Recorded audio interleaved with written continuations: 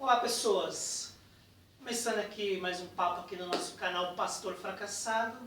E hoje eu queria falar um assunto que não é muito comentado nas rodas de amigos, na família, mas uma coisa que faz parte das nossas vidas. E aquilo que eu queria falar hoje é ambição secreta.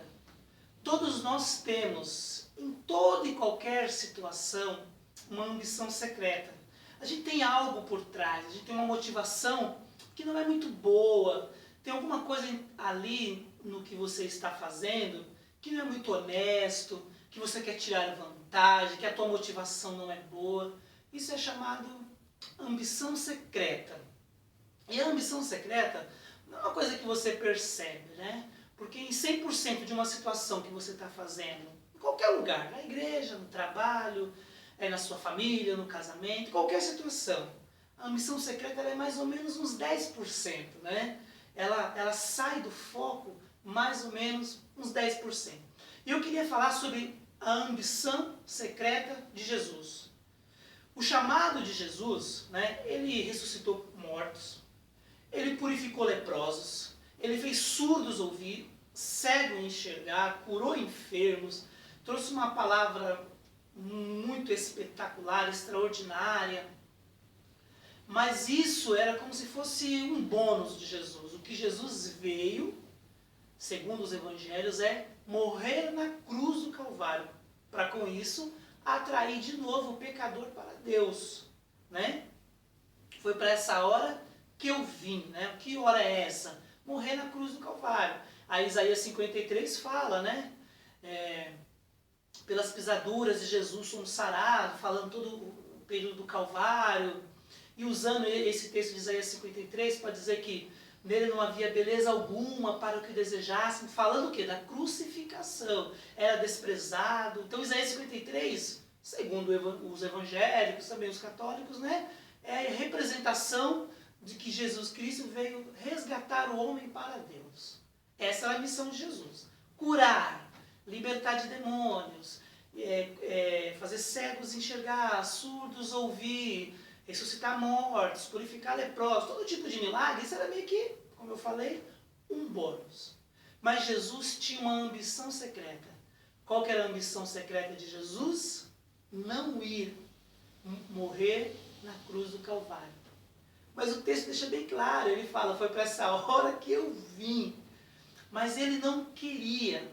Havia em Jesus uma angústia de ir para a cruz do Calvário, né? A gente não consegue imaginar a infância de Jesus, a adolescência de Jesus. Tudo bem que a adolescência foi inventado depois da Segunda Guerra Mundial, não existia, né? Mas assim, a juventude de Jesus, a vida adulta, era muito comum os romanos, mas muito comum mesmo, os romanos matarem os seus assassinos crucificados, né? Então Jesus Cristo, em toda a sua vida, adolescência, juventude, né? Não tinha adolescência, vida adulta, ele viu homens ali sendo crucificados. E isso, com certeza, gerou dentro dele uma angústia, porque ele sabia que o símbolo de se fazer maldito era a crucificação. E ele não queria ir para a cruz do Calvário. Foi para essa hora que eu vim. Mas eu não quero ir. Então, Jesus Cristo, ele teve, você vai perceber em alguns momentos, alguns pequenos momentos, ele deixando sair esse sentimento, né? Vamos dizer assim, como fala em psicanálise, né? Um ato falho, né? Você lança uma palavra que você não queria que a pessoa percebesse, a pessoa acaba percebendo que você falou uma coisa que você queria esconder. Chama isso de ato falho, né? Então, a primeira frase que a gente ouve de Jesus, Jesus fala assim, ó, eu preciso passar por um batismo. Que batismo é esse? A crucificação, né? E ele fala, eu preciso passar por um batismo, mas quanto eu me angustio até que chegue a hora. Então Jesus está lá pregando, fazendo o enfermo ser curado, fazendo os milagres que, se você já leu os evangelhos, você viu lá que são bastantes. João chega até a falar que não caberia em todos os livros do mundo tudo que Jesus Cristo fez de extraordinário. Mas sempre uma hora ou outra, aquele sentimento de saber que tinha que morrer crucificado. vinha para fora. E ele fala, preciso passar por um batismo, preciso morrer na cruz do Calvário, mas eu me angustio muito até que chegue a hora. Porque a angústia é o quê? A angústia ela só melhora na decisão. Não tem como, né? Não existe remédio psiquiátrico, não existe psicanalista bom que cura alguém de angústia. O que resolve a angústia é você ir lá e tomar a decisão. E quando ele está lá no Getsemane, orando, falando, Pai, se possível, passa de mim esse cálice. Que cálice é esse? Ir para a cruz.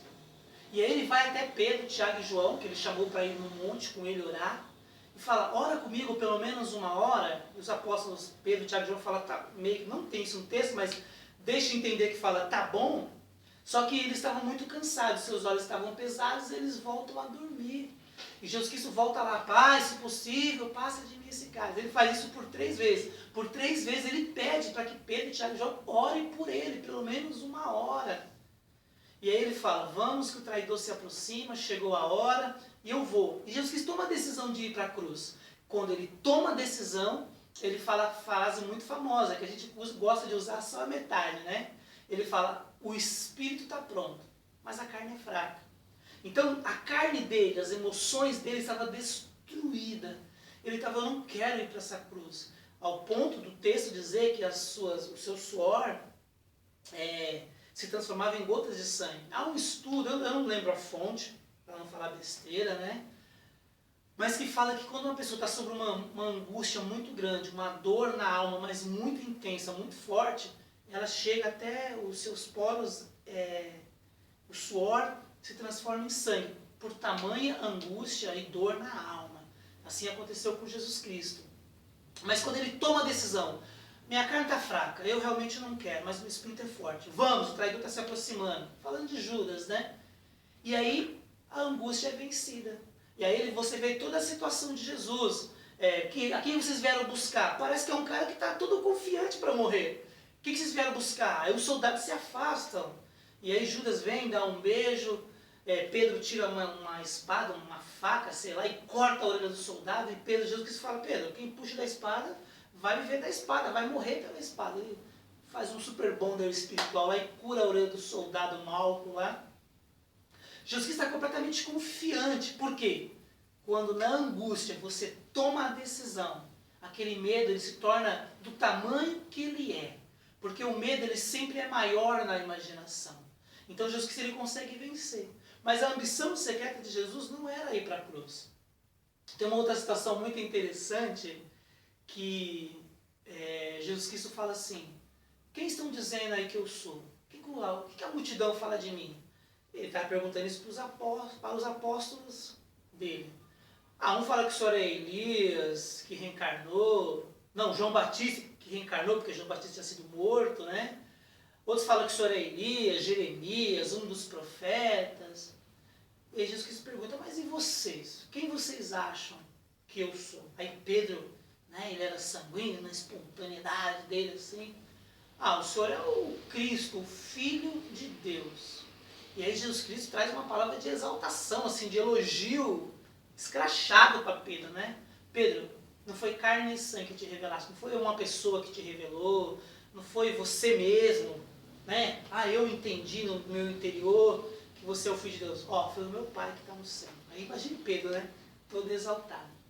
E aí Jesus Cristo começa a desabafar, começa a abrir o coração dele, a angústia dele. Jesus Cristo começa a falar da ambição secreta dele. Qual a ambição secreta dele? De não ir para a cruz.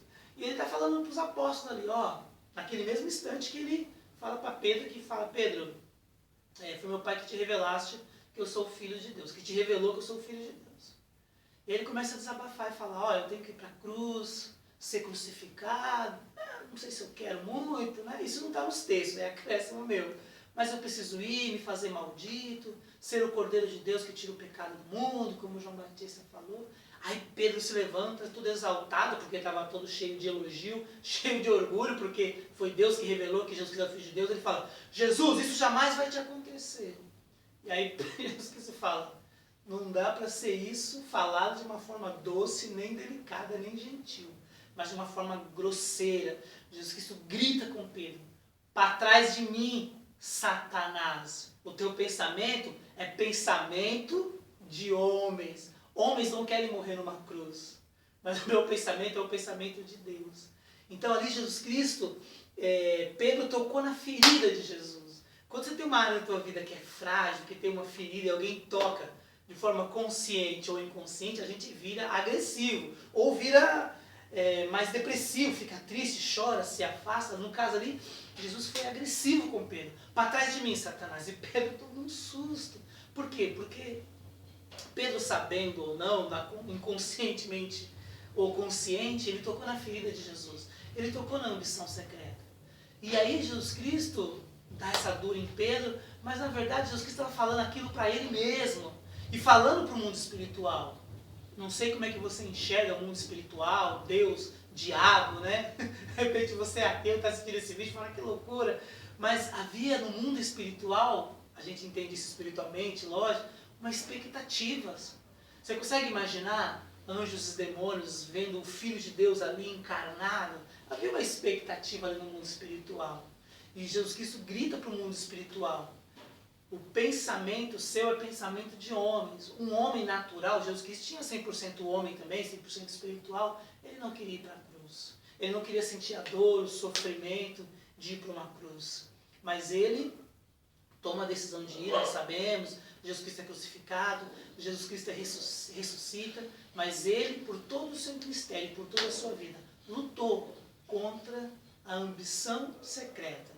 Ele cumpriu o chamado dele. Ele pregou, falou do amor de Deus, fez todos os milagres que eu já falei aqui. 90% ele cumpriu, mas 10% estava lá na ambição secreta.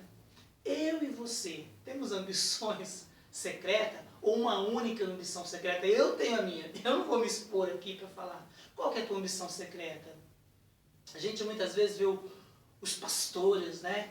Se você soubesse os bastidores de um lugar que, por exemplo, vai ter um monte de pastores que vão pregar, como tem uma vaidade, como enquanto um prega, o outro torce para a pregação do outro não ser tão boa, e a dele ser uma pregação que toque as pessoas, que traga mais salvação. Ele quer que o pastor que vai lá pregar, pregue e Deus use a vida dele, mas dentro dele fica torcendo. Eu já torci muitas vezes para pastores não pregar bem, e quando eu fosse pregar, Deus me usasse. Está chocado? Isso é ambição secreta. Tem ambição secreta, às vezes, no trabalho. Tem lá uma pessoa que trabalha com você e ela exerce a função um pouco melhor, você fica torcendo para que o chefe pegue um erro dela, ou até mesmo você faz alguma coisa para que o erro dela se destaque. Isso é ambição secreta. No casamento, o que tem de ambição secreta? Às vezes a esposa tem uma área, né? Por exemplo, se a esposa ela é bem sucedida profissionalmente, mais do que o marido, e hoje está comum, porque já tem estudos que falam que dos jovens que estão na faculdade hoje, 60% é mulheres, 40% é homens. Então está sobrando 20% de mulheres aí que vai ter que casar. Estou colocando mulheres heterossexuais, sem nenhum preconceito. Mulheres heterossexuais vão ter que casar com homens que, pelo menos em nível universitário, elas vão ser maiores que os seus maridos. Então muitas vezes existe, né? O marido é bom numa área, a mulher não é. E aí tem a ambição secreta de torcer para que o marido se dê mal. Não é que a mulher quer separar do marido, não é que quer que o marido seja destruído, ou o marido quer que a esposa seja destruída. Mas não quer, tem muita competição dentro de um casamento. Então qual que é a sua ambição secreta? Eu coloquei aqui a ambição secreta de Jesus. Né? O apóstolo Paulo também tinha sua ambição secreta. Ele se achava o melhor dos apóstolos. Ele fala numa ocasião, eu estive com esses tais apóstolos. Sabe quem é esses tais apóstolos? Pedro, Tiago e João e todos os outros que andaram com Jesus. E ele fala, eu estive com esses demais apóstolos e não vi nada demais neles que me impressionasse. Né? Ele fala também, dou graças ao meu Deus que eu oro em línguas mais do que todos vocês. A gente tem a ambição secreta, né? De querer ser o melhor. Até aí está tudo bem ser o melhor, mas quando você muitas vezes quer destruir alguém. Né? Hoje eu quis falar sobre a ambição secreta. Você tem coragem de confessar a sua para um amigo? Você tem coragem de confessar a sua ambição secreta para Deus? Jesus Cristo teve a ambição secreta dele e ele venceu a ambição secreta dele. Ele venceu em oração lá no Monte Getsemane, como eu falei aqui. Qual que é a tua ambição secreta? Eu tenho a minha e Deus sabe dela. Algumas pessoas próximas também sabem dela, porque quando você tem uma ambição secreta que é só sua, uma hora essa ambição secreta pode te destruir. Tá bom? Deus te abençoe.